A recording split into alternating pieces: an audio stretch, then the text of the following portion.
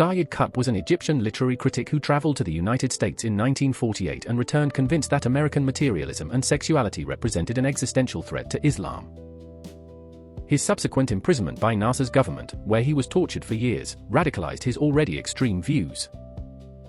The result was a body of ideological work, particularly his Quranic commentary In the Shade of the Quran and his Manifesto Milestones, that became the foundational text of modern Sunni jihadism.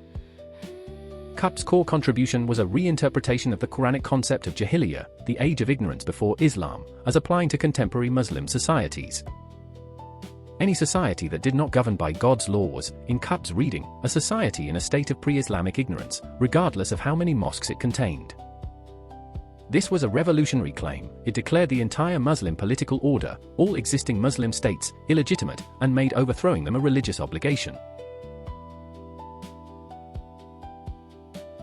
The ideology of exclusion operates through a specific logic of takfir, the declaration that a Muslim is in fact an apostate, outside the community of believers. Traditional Islamic jurisprudence treated takfir with extreme caution. The Quran warns repeatedly against making such judgments, and the Hadith literature explicitly forbids declaring another Muslim an unbeliever without unambiguous evidence. Qutb and his successors swept aside these cautions.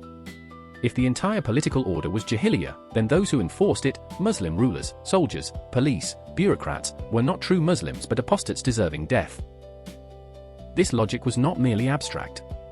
It provided the ideological justification for the assassination of Anwar Sadat in 1981, the bombings of the 1990s, and ultimately for the spectacular mass casualty attacks of September 11, 2001.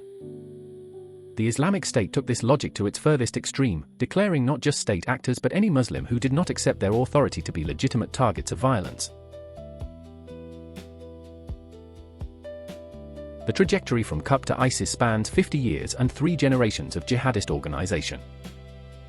Al-Qaeda, founded by bin Laden and Zawahiri in 1988, focused primarily on the far enemy, the United States and its allies, reasoning that if the Western powers that propped up Muslim dictators could be defeated, the corrupt regimes would collapse.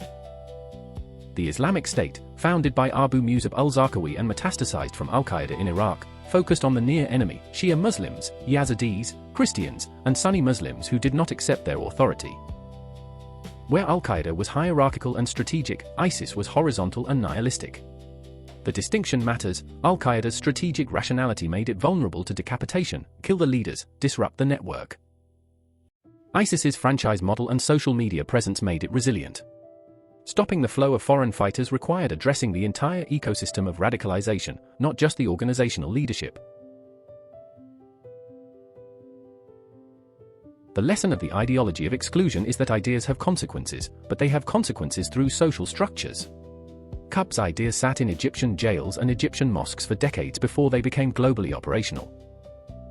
They became operational when Al-Qaeda combined them with money, Gulf petrodollars, organization, the Afghan jihad infrastructure, and opportunity, Western foreign policy that provided a credible narrative of Muslim humiliation.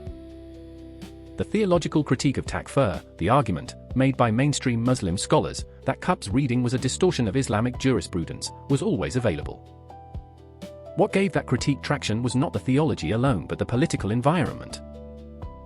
When Muslim communities have viable political channels for their grievances, when they can achieve dignity and recognition through legitimate means, the ideology of exclusion loses its appeal. When those channels are closed, the ideology of exclusion fills the vacuum. Thank you for watching The Shadow of Extremism. Sources and references are on screen. Subscribe to follow the full series.